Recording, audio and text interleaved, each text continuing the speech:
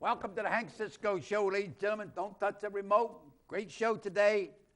This is about life. Life is sweet, tender, and complete.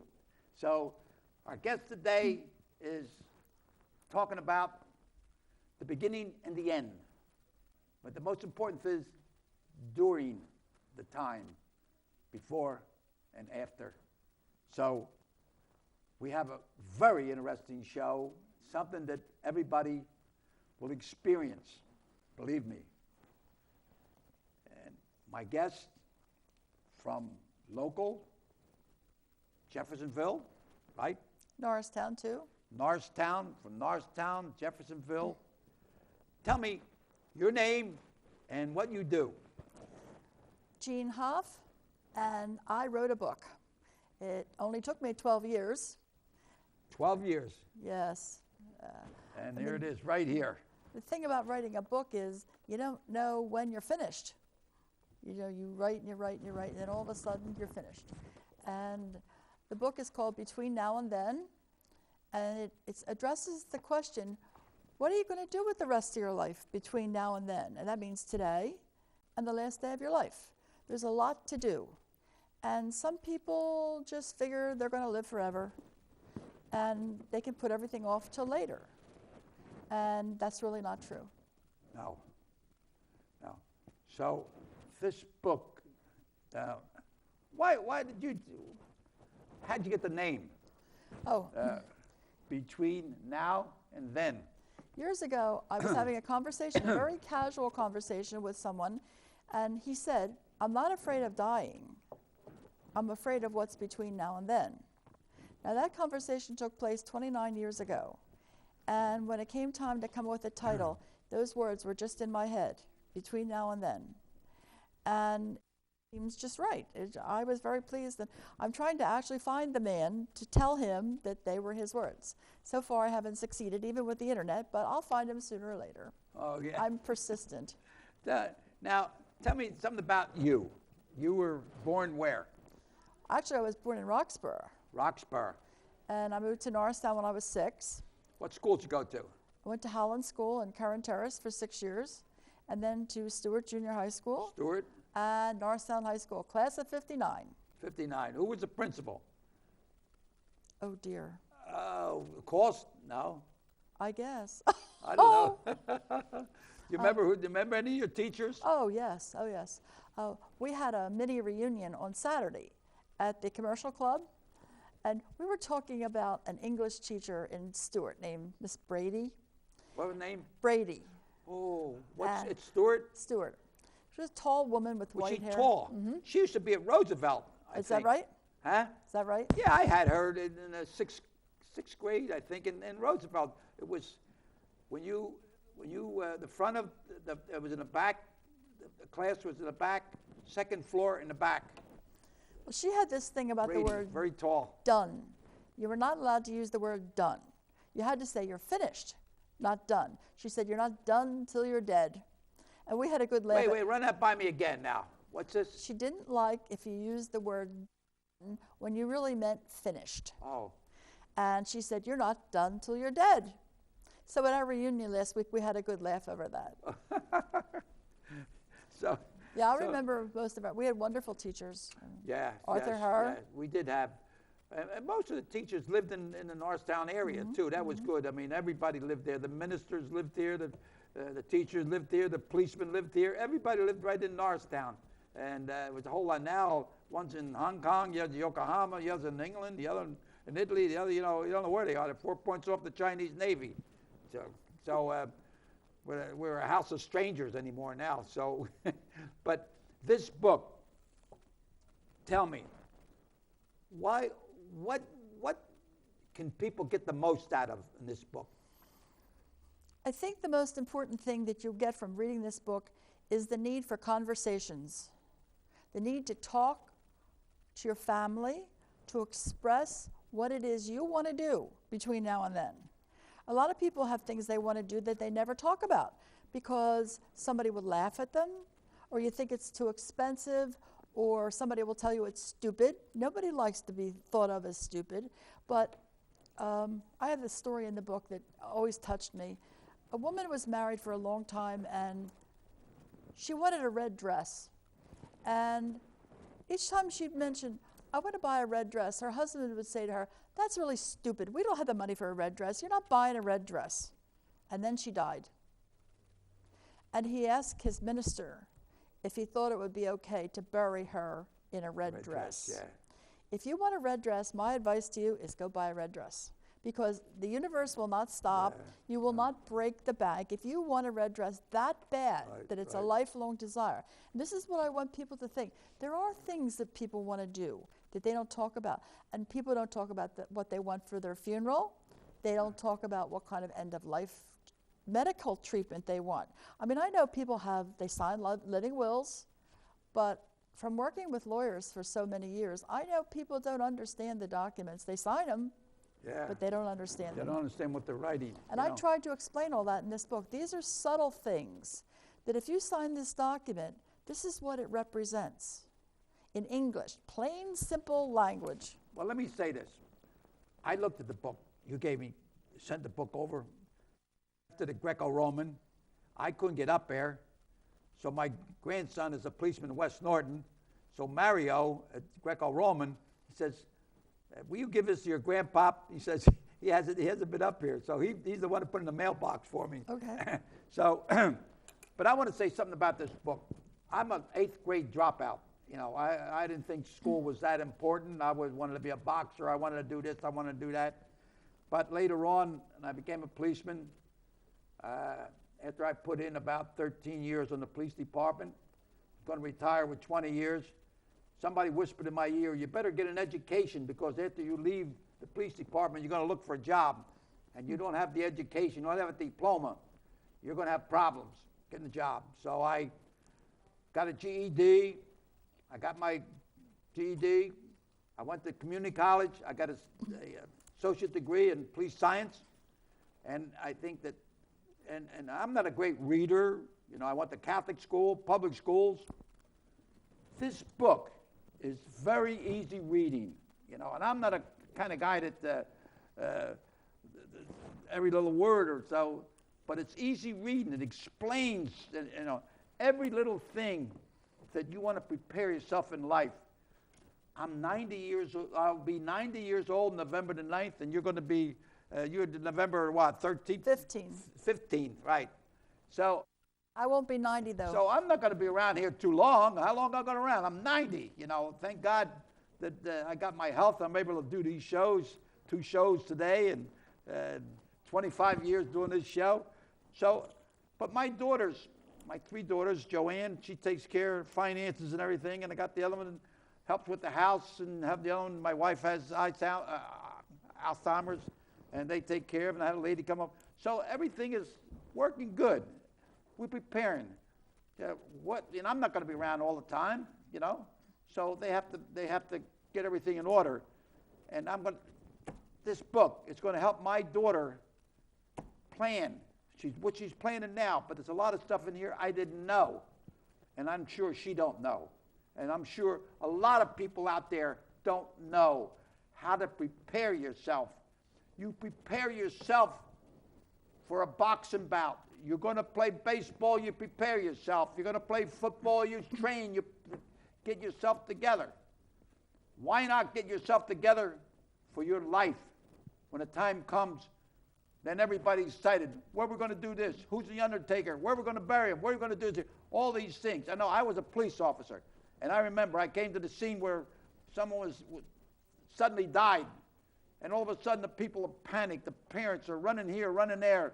Call the undertaker. Call it down. So avoid that. Prepare yourself, and you'll have peace.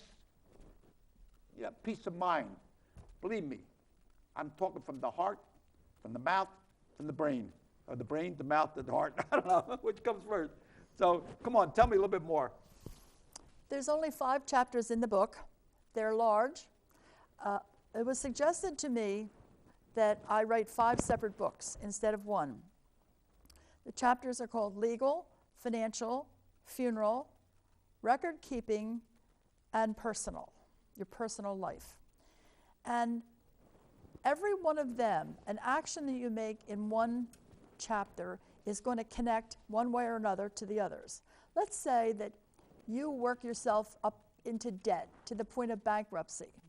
That's a personal choice, but it's also a financial choice, and now it's a legal choice. So these things all connect. And the only way I figured I could actually make people see how they connect is to put it all in one book. Because what if I made 5 books and somebody just bought the financial one? They wouldn't know that it connects to the legal and the personal. And the word you were just using is preparation. This book is almost like a prep course for an SAT. Right. I want people to be prepared when they sit across the desk from a lawyer who says to them, what do you want your will to say? That's a big question. That requires thinking, conversations in your family. You just can't come up with a quick answer like that. No. When a financial planner says to you, what do you want your money to do for you? I remember being asked that question. I had no answer for that because it's too big. It takes time and thought and conversation. And you know yourself with funerals, if there's a sudden death in the family, you go to the funeral director and he has this long list of questions to ask you. Are you prepared to answer those questions? They're facts. Did you bring a copy of his discharge sheet? Did you bring a copy of this? And be prepared. But then when your doctor says to you, what kind of treatment do you want at the end of your life? Do you want to be kept alive at all costs, hooked up to all kinds of machines? And if you don't, you need to say so. And not only in that piece of paper called a living will, you need to tell your family, I don't want this. And I need you to speak for me if I can't speak for myself. Yeah. And then we're up to the personal section. What do you want to do? You want the red dress? Go buy the red dress. Right. If you want to take a cruise, if your whole life you thought, oh, wouldn't that be wonderful, just one little cruise, find the money, figure it out. You can do it. The money's there someplace. Go on the cruise. Because if you don't do those things while you're still alive and healthy, you could die with regrets. I want people to die with no regrets. Right. You know, I was a police officer in Norristown. I had 3 older brothers. My mother died suddenly. She was sitting at the telephone and just talking, and she just died. She was just sitting there. And so when I got to the house, words that I remember that that stay right in your brain when my sister called me, Sister Mary called me and says, Hank, come right away. I can't wake Mom up. You know. Another one, my brother called. Hank, come on over. I think Pop's dead. Hank, come on over. I think Joe passed away. You know, so I was always the first one there because I was a policeman. They thought, well, but I had no training or anything. When my mother was the first one to die in the family, I had to go to the funeral parlor. I had to pick out the dress because the other ones all froze, even though they were older than they froze. They didn't in shock. And I had to go over there, the lipstick, and I want to make sure she looked beautiful and everything. The same thing with my dad, my brother. I was always the one right there. Thank God that they give me the strength to do it. But I was not prepared for that. Thank God that I had a little experience as a police officer that I was able to do it. But your book here is going to be helpful. It makes people, you know, be prepared for that sudden time when you get a phone call and say, so-and-so, come over here right away. When I was a police officer to get to Montgomery Hospital, I remember a little kid drowned up at Forest Avenue. There was a lake brickyard, and there was like a little lake there, and a little kid with snow, and he fell down and he drowned. And the father came, and they had to tell the father, you know. So we always tell him, come to the hospital right away. We need you. We don't tell him he's dead. So, and then I just say, well, the only thing they would say when my brother died, the nurse when I got there, Sacred Heart Hospital, she says we did everything we could. See, so these are words that stay with you. So be prepared. And what you're doing here is, I don't know of anybody else, you know, that would write a book like this.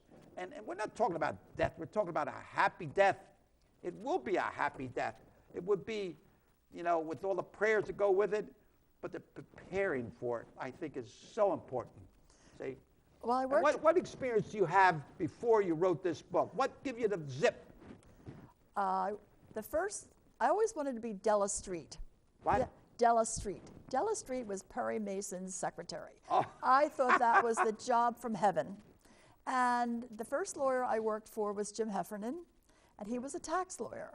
Tax lawyers do estate work, estate administration after a person dies, and estate planning. And I fell in love with that kind of work. It's my favorite kind of legal work. I didn't do divorce, I didn't do litigation, I did estates. And I worked for another tax lawyer named Stephen Frischberg, and I learned so much from them about the distinctions of the words that are put in a document and the words that are left out, and what people do and what they don't understand. I also sold cemetery property for George Washington Memorial Park. Oh, yeah. My brother's buried there. Brother and sister-in-law. Yeah. and my brother-in-law, a couple brother-in-laws. Well, when a family came in, if there had been pre-planning, they were pretty grounded. They understood they just basically had to come there and sign papers because everything had been taken care of. But that's rare. And people would come in and they tend to overspend when there is a sudden death because even if they don't have the money, they'll just put $15,000 on a credit card. There's an old saying, don't make any decisions for at least a year after that sudden death of a family. Is that right? But at the funeral director, you have decisions you have to make like this. Yeah, he wants to come to green fold and stuff right up That's front. right. 10 minutes into it, they're going to ask you, how are you going to pay for this? And they need to ask that question because they're not running a charity. I mean, the same thing. A lot of people will do what I call do-it-yourself practice of law or financial planning because they don't want to pay a fee. He's a professional. Why wouldn't you want to pay him for his expertise? Or her. There's a lot of good female lawyers out there, too. I got to give the girls a heads up. What would make a person think that you know enough to write your own documents? Well, you can download them from the internet. That's true. You can. Yeah. But do you understand them? Do you understand the distinctions between if you put this in and you leave that out? One situation I know, man's mother copied her sister's will from New Jersey. And she copied it verbatim and signed it, had it witnessed and notarized and everything. New Jersey required a different number of witnesses than Pennsylvania. So when her son went to probate his mother's will, it was not acceptable because she didn't have the right number of witnesses. Other than that, it was perfect. But she thought that she could not have to pay a lawyer's fee. Oh. So I'm not telling anybody to practice law, practice financial planning. You don't do your own doctoring. You don't go and cut out your own tonsils or something. Is there something here in this book that will, something like somebody's going to get married and they want an agreement? You know, this guy got a lot of, I know somebody that got married, he said he's going to marry. He said, man, no. He says, because the girl I'm going to marry has a big debt. A lot of money. Oh. And so I'm not going to marry until she pays the debt. I mean, love is sweet, but... I do talk about prenuptial agreements because I'm a firm believer in them, especially for a second marriage. Because by the time you get to the second marriage, you know, you're over 40, let's say. You have children, he has children. You have assets, he doesn't, vice versa.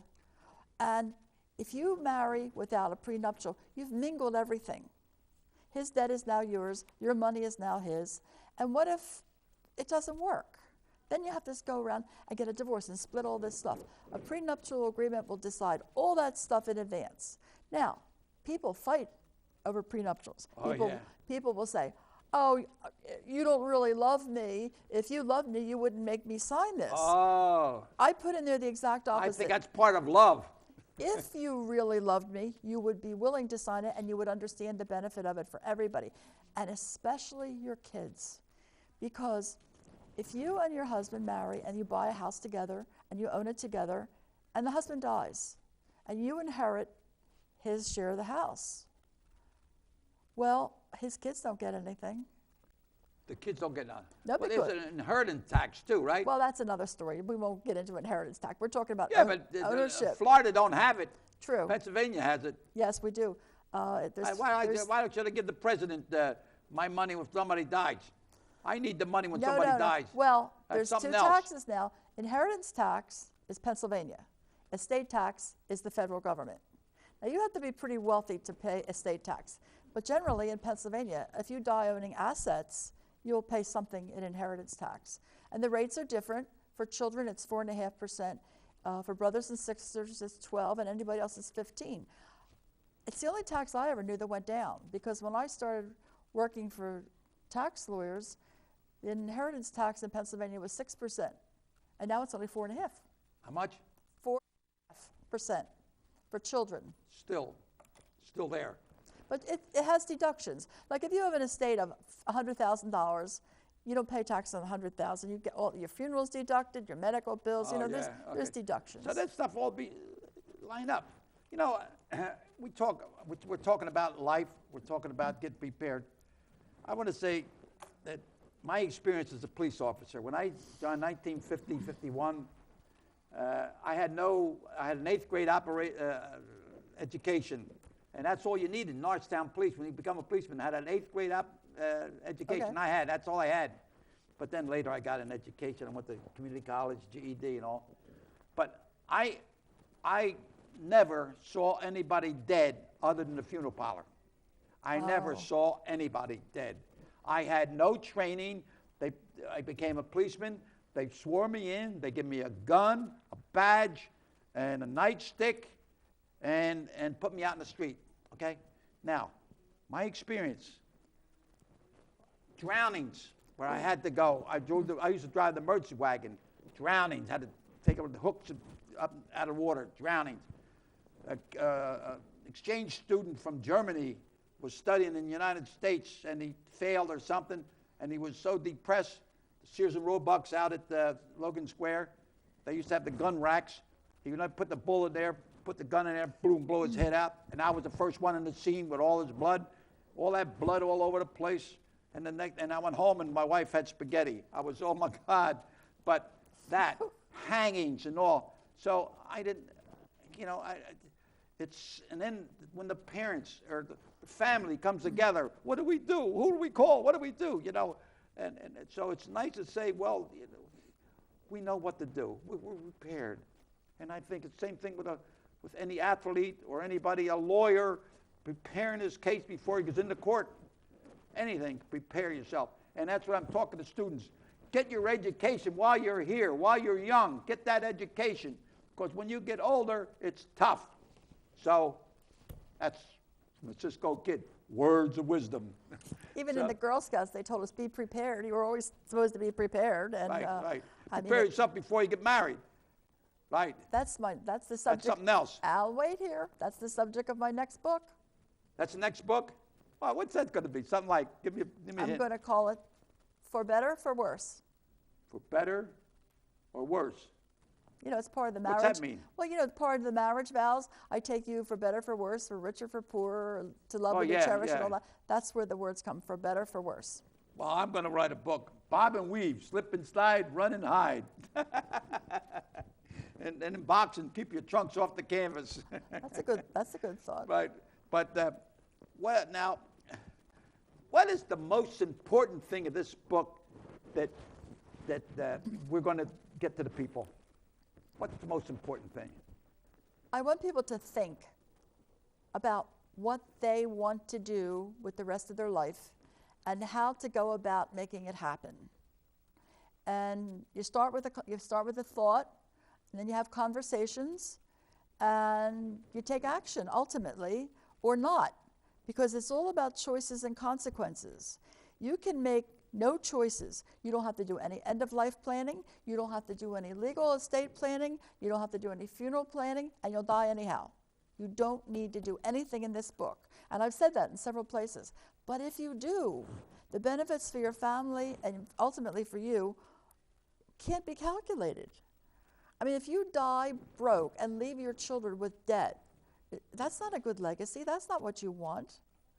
And the book is to make people think. Do you think, now, where can I buy this book? Oh, well, you can buy it on Amazon, on the internet. You can buy it from the website of the publisher, which is, what do they call that? Isn't that awful? Buybooksontheweb.com. You can buy it from me at my email address, which is magicgenie mgkgene@comcast.net, spelled MGKGNE, Magic Genie.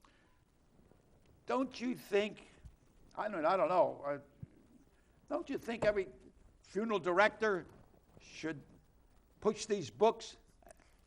I'm all in favor of that. I think preparing, I think that, it's the same thing with a restaurant. They want to get good food. They want to get something prepared.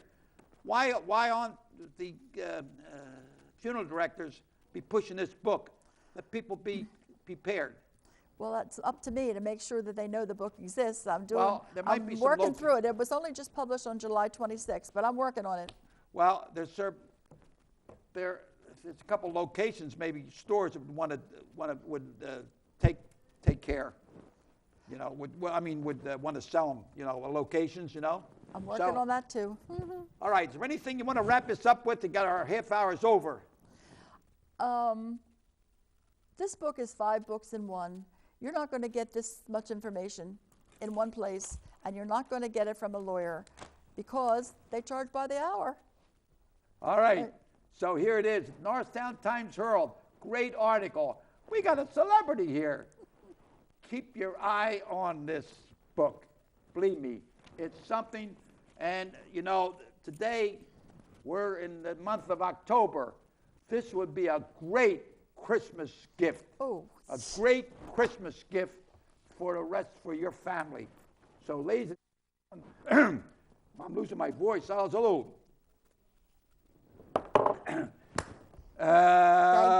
Thank you. Now, thank you very much for allowing us to come into your home, and may God bless each and every one of you. Grazie. Thank you very much. Thank you. This is one of the best shows, important show that I ever put on. It's about life, my family, the family that left me, that are up in heaven, my friends, my relations. So God bless each and every one of you, okay? And away we go. Grazie. Here we go. Thank you so much. Allah salud, and that means to your health. You got your health, baby. You got everything. And here's a little token of appreciation.